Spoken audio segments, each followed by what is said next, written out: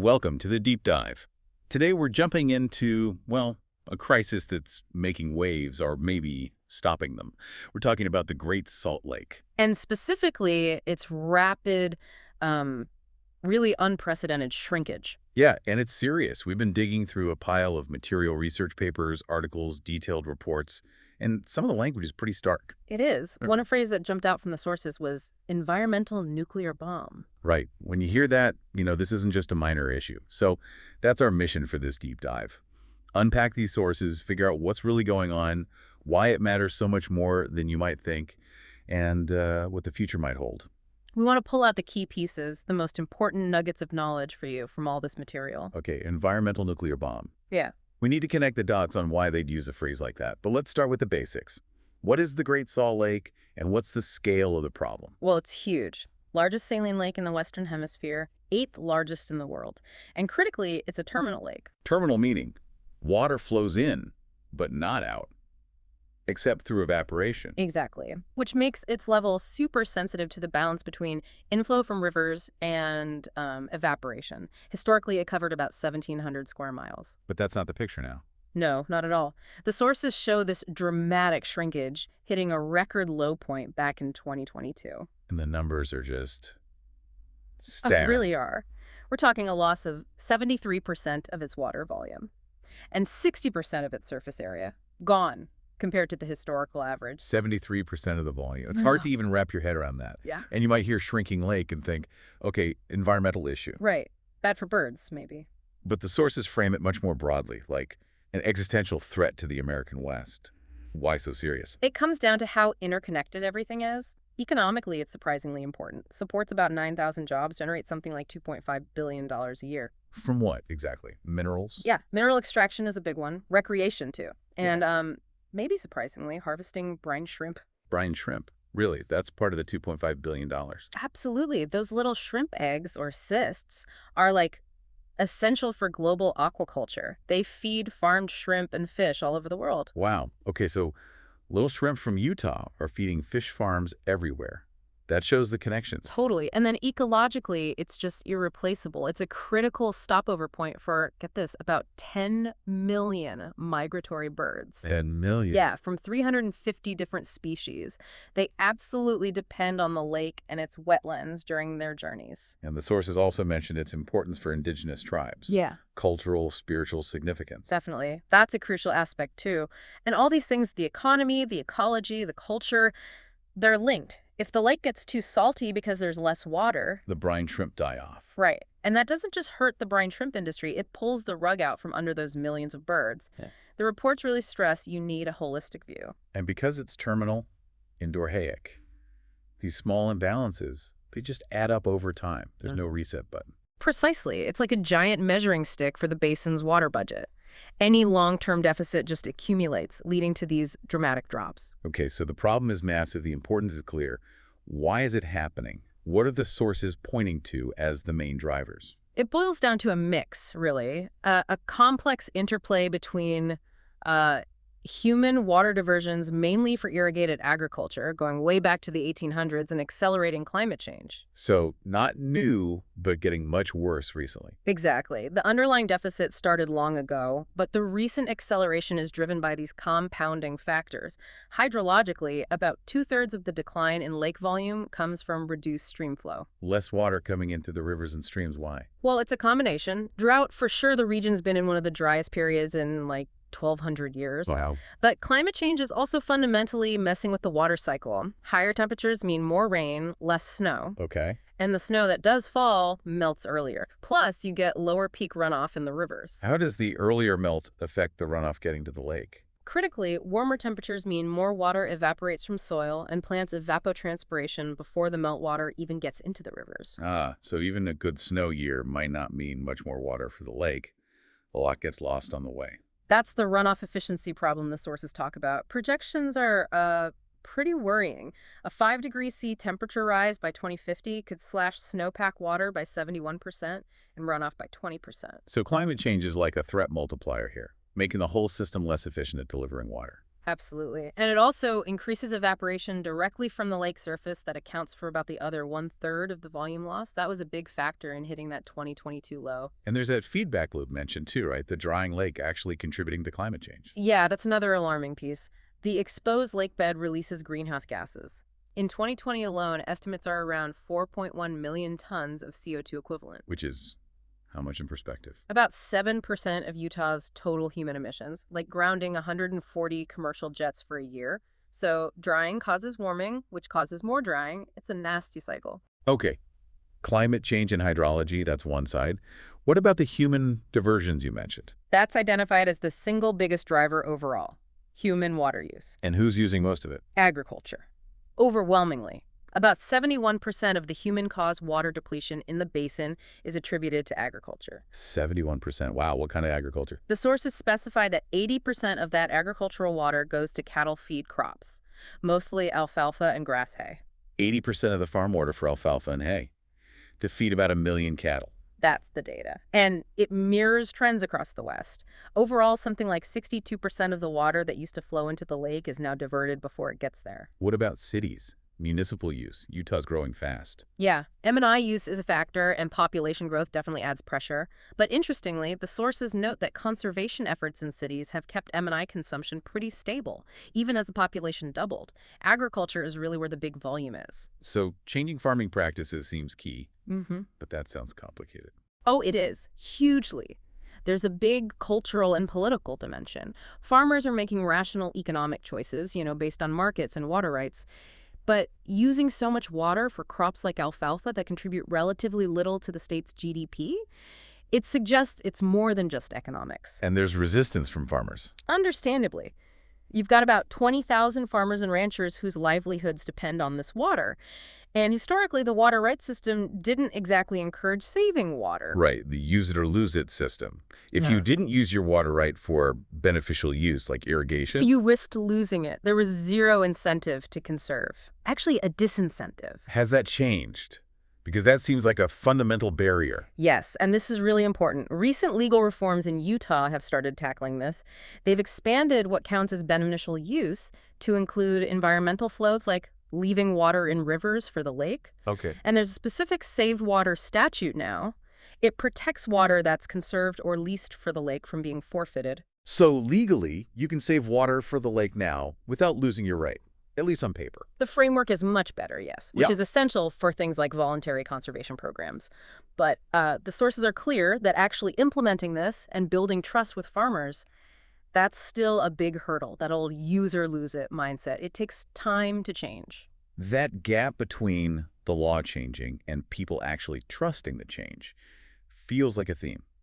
So just to recap the numbers, 73% volume loss, 60% area loss, driven 2/3 by less stream flow, 1/3 by more evaporation, 62% of river water diverted overall, and of that human diversion, 71% is ag and 80% of that is alfalfa and hay.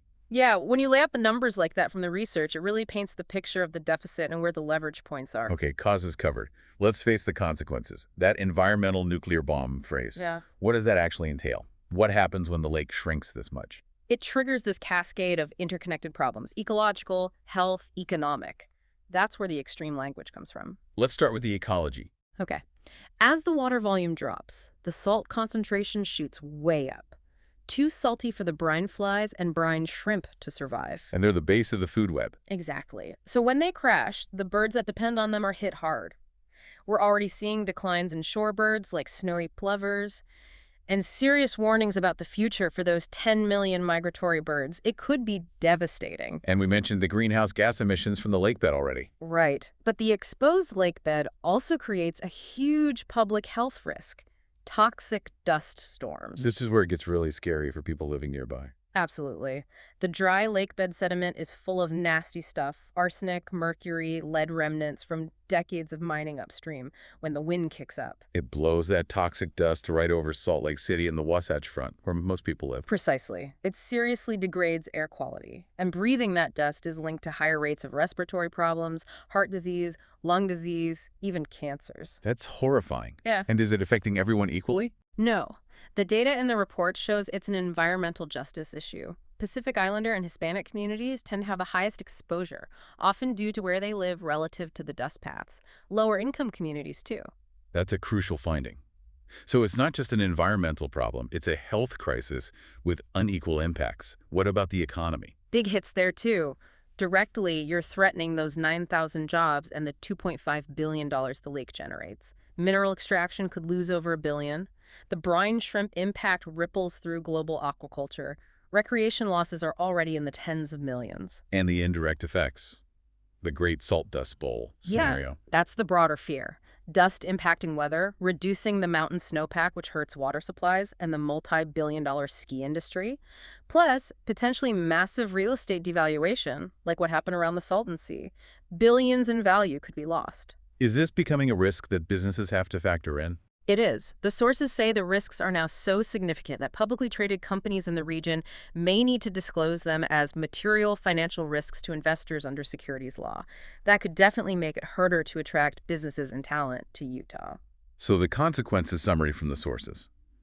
Habitat loss, GHG emissions, toxic dust causing major health risks with unequal burdens, direct industry collapse, and these wider economic threats, even impacting company disclosures. It really paints a picture of why inaction is so dangerous. It demonstrates it's not just an environmental issue, it's an economic, health, and social crisis rolled into one. Okay, grim picture.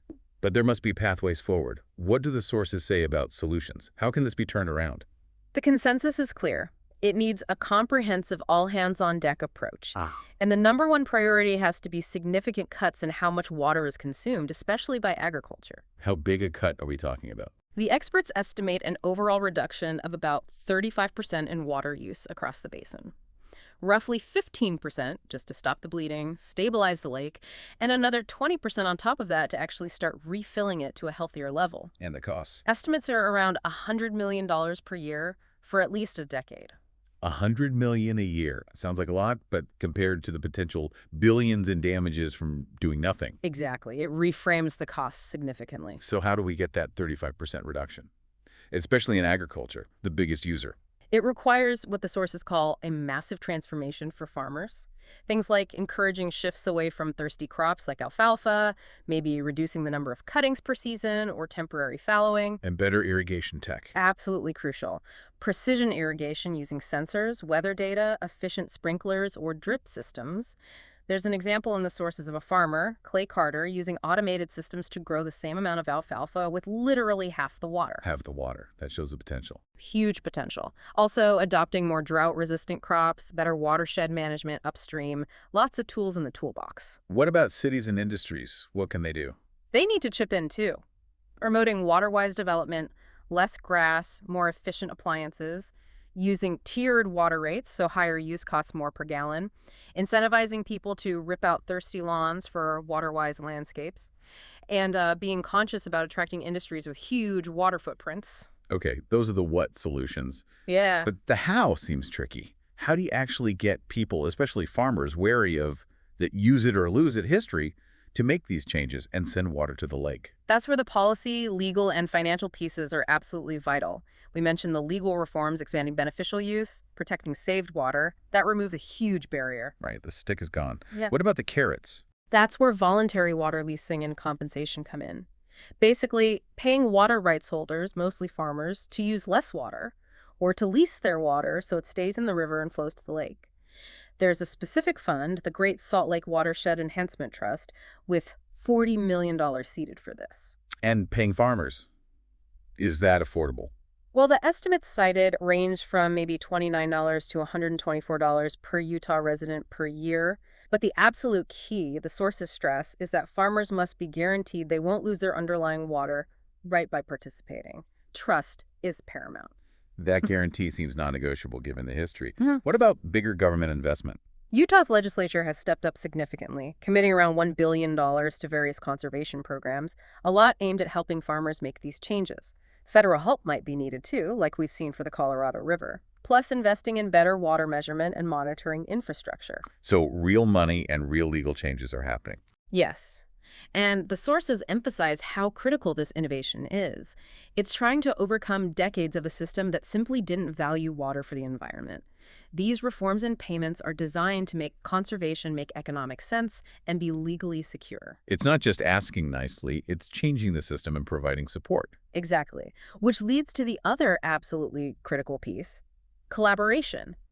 Saving the lake needs everyone working together, farmers, cities, industry, conservation groups, and, importantly, cooperation with Idaho and Wyoming upstream. And specifically working with farmers, not against them. Crucial. The sources say farmers shouldn't be vilified. Their past practices made sense in the old system. Solutions have to be developed with them, respecting their livelihoods and culture, offering support and fair compensation. Partnership, not punishment. Precisely. Building trust, Yeah. getting that social license from the 20,000 farmers and ranchers, that's fundamental. The human element is just as critical as the hydrology here. Public education is vital too, to keep support going. So it's this complex mix. Tech like efficient irrigation, legal tools like reformed water rights, money like leasing payments, and underpinning it all, trust and collaboration. The data on savings potential, costs, and investments really highlights the scale, but also the potential pathways. It shows the challenge is huge, but the toolbox is potentially quite large too. Okay, we've laid out the problem, causes, impacts, and potential solutions. What's the bottom line? Looking ahead, what's the actual outlook? Is saving the lake realistic? The situation is still really precarious. The sources describe it as being on the brink, potentially near an ecological tipping point. Now, the recent snowy winters did provide a bit of a breather, a temporary reprieve. Yeah, let's talk about that. Lake levels did come up a bit. They did. The southern arm hit a 5-year high in June 2024, though it's dropped back quite a bit since then. And the northern arm saw gains after they opened the berm dividing the lake. So some positive short-term signs hydrologically. And any signs the UN efforts conservation reforms are working at. There's definitely progress being reported, more conservation happening, better measurement systems going in, the legal changes are on the books, some agreements with mineral companies to limit future water use. And ecologically, maybe a fragile, positive sign, brine shrimp numbers were up a bit in 2024 with the higher water. Okay, some glimmers of hope. But you mentioned an illusion of recovery. Yes, and this is a critical warning from the experts. These temporary gains from unusually wet years can create a dangerous false sense of security. They can mask the underlying long-term decline driven by climate change and the still too high water diversions. So people might relax and think the problem's solved. Exactly. There's a risk of complacency setting in, delaying the sustained, difficult actions that are still needed. It really highlights the need for clear communication about long-term trends versus short-term weather blips. Makes sense. You can't judge by 1 or 2 wet years. So what are the long-term water needs to actually get the lake healthy? This requires, as the sources say, long-term intentional management, decades of effort. To get to a healthy level, around 4,198 feet elevation by mid-century, the lake needs an extra 770,000 acre-feet of water flowing in each year. On top of current inflow. 770,000 acre-feet. How much is that? An acre-foot is, water covering an acre a foot deep. It's often cited as enough for 2 or 3 households for a year, so 770,000 acre-feet. That's like finding the annual water supply for well over 1 million households and getting that water to the lake instead of where it's currently going every single year. Okay, that puts the scale into stark perspective. What about just stopping the decline? A less ambitious goal. For that, to reach a level of 4,194 feet enough to avoid the worst adverse effects, you'd need an additional 250,000 acre-feet annually. And how much water is actually dedicated to the lake now through these new programs? The current amount formally approved for the lake and its wetlands is around 288,000 acre-feet per year. Okay, so what's approved is roughly in the ballpark for stopping decline, but way, way short of the healthy target. That's the math. And climate change makes even these targets harder because evaporation is increasing. Projections show rising temps, more evaporation. Even with slightly more precipitation, the net effect is less water available, especially with lower runoff efficiency. It gets worse later in the century, too. That really highlights a tough choice, doesn't it? That feasibility gap. Do you aim for the achievable 250K acre-feet and just stop the bleeding, maybe leaving the lake stressed? Or go for the much harder 770K for full health? That's the policy dilemma the numbers pose. The lower target might mean accepting ongoing adverse effects rather than full restoration. It forces a difficult conversation about what level of saved is good enough. So even with the laws and money, what are the biggest roadblocks to actually getting that water to the lake? Still huge hurdles. The economic impact on farmers, building that trust for compensation programs to work, that lingering use it or lose it fear, even with legal protections, makes some hesitant. And are the current programs actually delivering the water effectively? This seems to be a major concern highlighted in the sources. One assessment suggested that all the efforts so far have delivered less than 4% of the water needed to hit a healthy target by 2034. Less than 4%. Despite the $1 billion in the new laws, that's deeply concerning. It is, and there's also significant uncertainty about how much water is actually being saved and whether it's reaching the lake. It points to a massive need for better measurement, monitoring, verification. We need to track the water much more effectively. So it's not just about having the policy or the funding, it's about the follow-through, the nuts and bolts of implementation. Absolutely, and political will is key. Consistent leadership is needed, not just reacting during droughts. Environmental groups have even sued to force action. Plus, you've got Utah's population booming, adding pressure, and the need for ongoing cooperation with Idaho and Wyoming. That gap you mentioned between the policy intent, the investment, and the tiny amount of water actually measured as reaching the lake so far, what does that tell us fundamentally? It suggests the problem is deeper than just writing laws or checks. It's about the physical challenges of moving water, overcoming deeply ingrained practices and mistrust, and crucially, having the systems to know if what we're doing is actually working. It raises the question, are voluntary approaches enough, or will we need more direct management, better data, maybe even mandatory cuts eventually? The numbers on targets and progress really drive home the scale of the challenge and the gap between aspiration and reality. It shows this requires not just resources, but a fundamental shift in managing water and ensuring policies actually translate into wet water in the lake. Okay, we've covered a lot. The severity, the complex causes, the devastating impacts, the potential solutions, and these really significant implementation challenges. Where does that leave us? Is saving the Great Salt Lake actually possible? Despite all the daunting challenges, the water rights history, the ag practices, the climate hammer at sources, the general consensus from the sources is yes, it is still possible. That's good to hear. A note of hope. It is. And the crisis has clearly galvanized the community. There's an awareness, a willingness to try that maybe wasn't there a decade ago. Experts quoted do express hope. What does success depend on, ultimately? It really hinges on sustained, bold, collaborative action, overcoming the political and cultural inertia, and critically, making sure the program's work that saved water is measured, verified, and legally protected all the way to the lake for the long haul. And the alternative is? The alternative, that environmental nuclear bomb scenario, is just vastly more costly in every sense than the admittedly significant cost of fixing it. So the future isn't predetermined. It depends on choices made now. Absolutely. Collective will, decisive action, sustained over decades. That's what the sources suggest it will take. This has certainly been a deep dive. We've seen the lake's unique vulnerability, the drivers from history and climate, the ripple effects on health, economy, justice. And the complex web of solutions, technical, legal, financial, social. But also that critical, sobering gap between the policies put in place and the water actually reaching the lake so far. Which brings us to a final thought for you, the listener.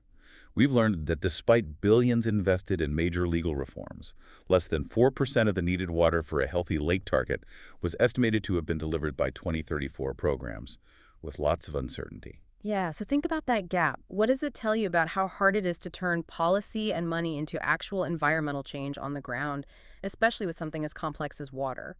And what else might be needed beyond just laws and funding to actually bridge that gap and get the water where it needs to go? Maybe something to explore further is how specific conservation projects are being tracked and verified. See if that data becomes more available. Definitely something to watch. That's all for this deep dive.